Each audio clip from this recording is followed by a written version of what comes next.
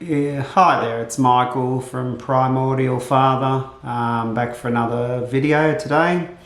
This is a follow-up from the one previously, which was male roles, Untold Truth. So if you go back and look at that, that gives a rundown of the male roles in the ancient order. So today I'm going to go into the female roles and what they are by divine design. So just like I said with the male model, it's the upright pyramid. So today we're going to deal with the occult symbol, which is the inverted pyramid. You see a lot of the politicians doing that as they are run by matriarchy. We've been run by matriarchy for a long time. So if we go by that inverted pyramid, which represents the chalice or the cup, the filling, the womb and the vagina, that's the female symbolism.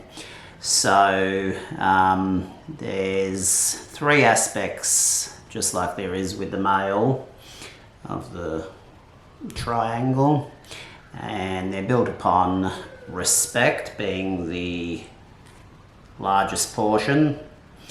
Respect is meant to be traditionally and by divine order and divine design. It's meant to be given through the keeping of virginity. That's why in the Old Testament men paid a dowry. They paid money, and it's got to do with keeping respect for your husband. So basically, once that covenant has been broken and females have slept with someone before marriage, they've committed adultery. That's why you'll see in the Ten Commandments there's no such thing as thou shalt not fornicate. It's a New Testament fabrication. That kind of waters down the fact that if you sleep with a man before you're married as a female, you've already committed adultery. That's why we don't have thou shalt not fornicate in the Ten Commandments. So the first foundation is the respect, which comes through keeping the virginity, and the next one is honor, which obviously ties in with respect, because once you keep your virginity, you're honouring your husband. And then nurture. So basically, it's like a chalice that the female is meant to respect, and then honour and nurture. So honour, she gives respect and honour to her husband through keeping her virginity, and then nurtures that and keeps the honour for the husband and family. That's why you'll hear people such as Rich Cooper with his channel, Entrepreneurs in Cars. You'll hear him talk about how men are more concerned with a woman's past, and women are more concerned with a man's future, because biologically, by divine order, this is the true way. So I'm just taking a little bit further, giving you insight into the occult, hidden mysteries and truth of divine order and what's within our biology. A lot of the other perversions are not actually in biology. A lot of things that people assume with women, it's just social and societal conditioning. I'll go into that in further detail in other videos. But yeah, so this is why we're in a dilemma now.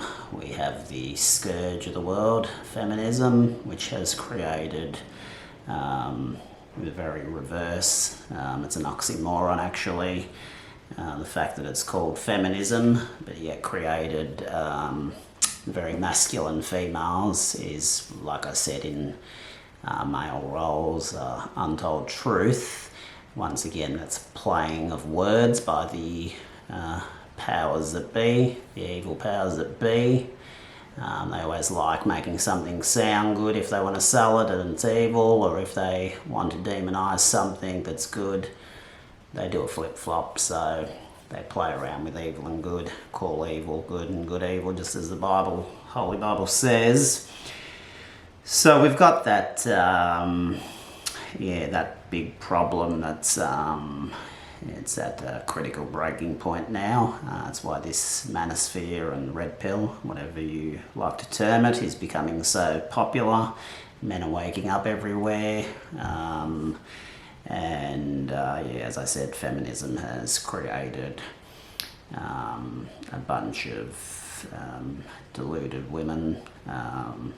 It's caused mental illness that can be further proven through other videos which will be coming shortly, and unfortunately that's the situation we're stuck with. So by divine order it was meant to be respect, honor and nurture, but unfortunately from the outset now we have women who automatically do not respect us. They've also grown up in fatherless homes, which doesn't make it any easier. So so feminism, as I said, has created very masculine females, and that's the contradictory or the oxymoron, the fact that they called it feminism, but it creates very, very masculine, cocky women. Cocky as in thinking they have a male genitalia.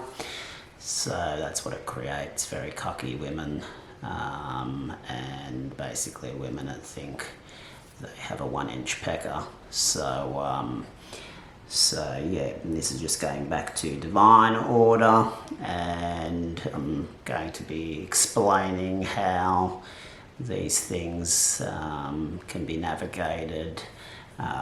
It is at a critical point, so it is much about navigation, understanding, knowledge, and then knowing how to navigate these harsh waters of life and what life has thrown upon us in these hard times. So I'll be back with more, but basically that's the gist of what a feminine role is meant to be.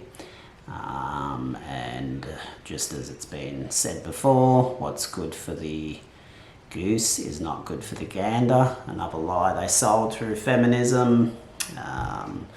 You've only got to have half a brain to realise that entering somebody or being entered is a completely different kettle of fish, totally different scenario. So there's nothing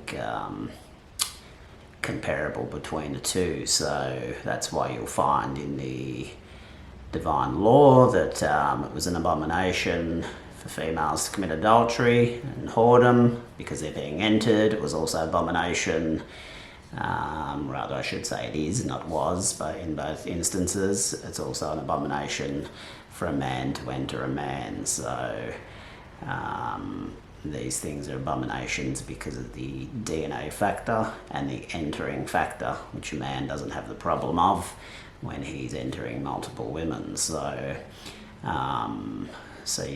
there's much more to these topics, but I'll follow up with further videos, many more interesting topics coming up. And for now, stay tuned, like and subscribe and get the message out there. Thank you for your help and support, and I'll see you again in the next video. Thank you.